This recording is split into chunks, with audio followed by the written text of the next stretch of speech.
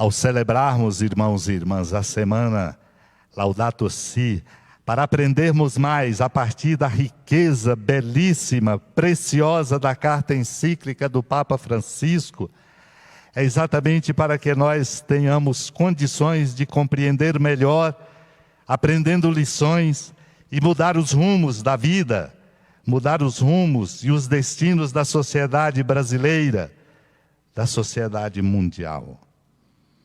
Eu quero então, aqui para iluminar com a força bonita da palavra de Deus, tomar 3 indicações importantíssimas, fundamentais, o coração do que queremos com esta semana Laudato Si, promovida em toda a igreja no Brasil pela Comissão Episcopal para a Ecologia Integral e Sob Mineração da Conferência Nacional dos Bispos do Brasil, com realização também de programação local importante.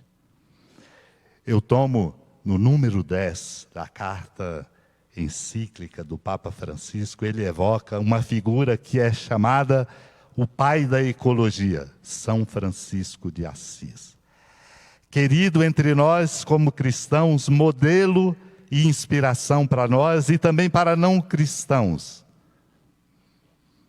O Papa Francisco então lembra que São Francisco de Assis, no seu encantamento pela vida, na sua reverência pela natureza, inspira-nos e indica-nos 3 compromissos importantes e fundamentais: com amor, com cidadania, com responsabilidade e honestidade. Primeiro, zelar pela natureza. Segundo, lutar pela justiça para os pobres, empenhando-se por uma sociedade justa e solidária. E terceiro, pela paz interior. Estas são 3 lições fundamentais que nós precisamos aprender e temos que aprender. Ninguém de nós pode se dar ao luxo de dizer que já sabe.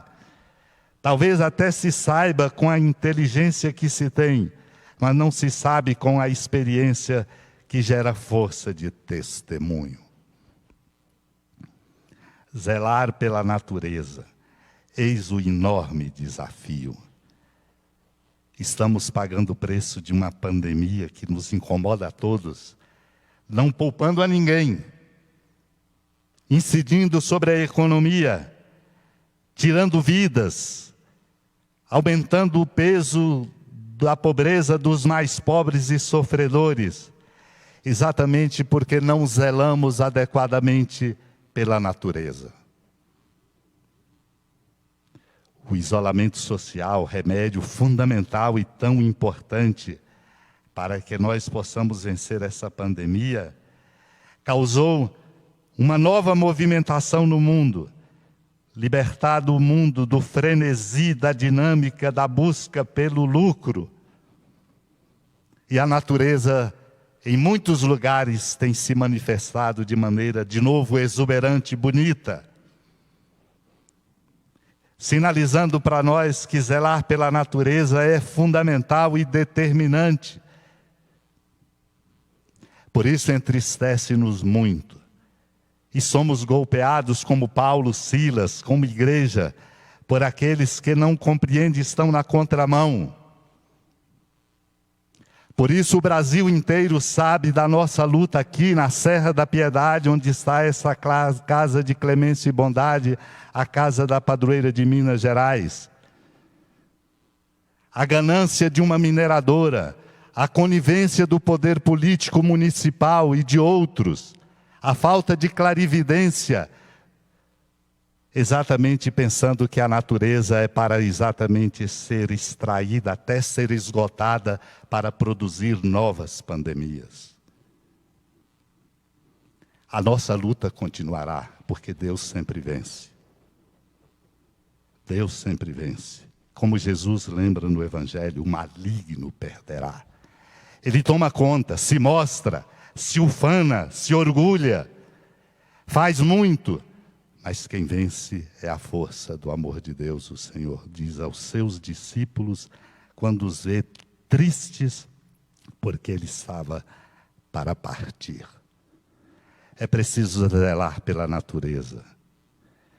E o zelo pela natureza tem uma ciência própria, supõe hábitos, posturas, modos novos de a gente consumir, produzir. Do contrário, pagaremos um alto preço, esse preço vergonhoso de pandemias, seja do coronavírus, seja a pandemia da fome. Enquanto aqui estamos orando pelo mundo afora, milhares de pessoas morrem de fome. Enquanto muitos, como mineradoras, extraem bens, esgotando o meio ambiente, enchendo o bolso de poucos, talvez comprando alguns, subsidiando alguns que querem continuar no poder. Zelar pela natureza. Trabalhar pela justiça para os pobres, empenhando-nos por uma sociedade justa e solidária. Esta é uma tarefa a perder de vista, exigente, que precisa de nós com qualidade cidadã, que precisa de nós com clarividência na justiça e no amor, não para decidir em favor de quem pode, não simplesmente para ser conivente com aqueles que pagam, mas para fazer valer de verdade a justiça para os pobres, que são os grandes injustiçados quando vivem em cenários de pobreza, de miséria e de exclusão social. Temos que lutar, zelar pela natureza, trabalhar pela justiça para os pobres, empenhando-nos para a construção de uma sociedade justa e solidária e pela paz interior. A paz interior, que não é uma quietude de quem vive simplesmente usufruindo de suas riquezas. Não é a paz interior como uma quietude de quem se tranca nos seus lares e está defendido. Paz interior que é exatamente uma força que vem de dentro, nascida de uma experiência profunda de intimidade com Deus, que se desdobra na alegria corajosa de ser bom para todos e de ser irmão e irmã uns dos outros.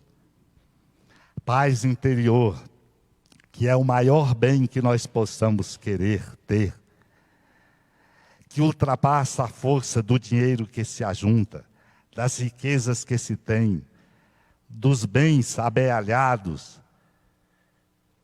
mesmo dos títulos recebidos. Paz interior que se desdobra em liberdade, em alegria, em desapego, livrando-se da doença terrível que é a mesquinhez que corrompe e mata qualquer coração.